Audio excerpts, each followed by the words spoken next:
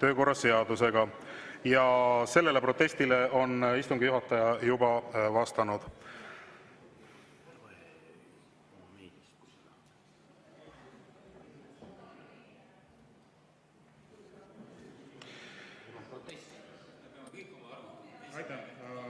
Järgnevalt Arvo Aller, ma saan aru, soov esitada protest. Aitäh! Tõepoolest, et siin on nüüd viimasel ajal toimunud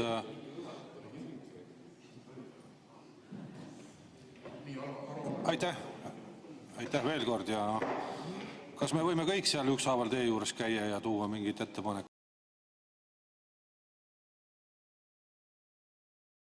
Pikalt kõhklesin, et äkki ma roniks ka sinna pulti kohe ja virutaks rusikaga laua peale ja paneks oma paberidele nina alla, nagu siin mõned Reformierakonna privilegeeritud seisuse esindajad arvavad, et võivad ronida pulti.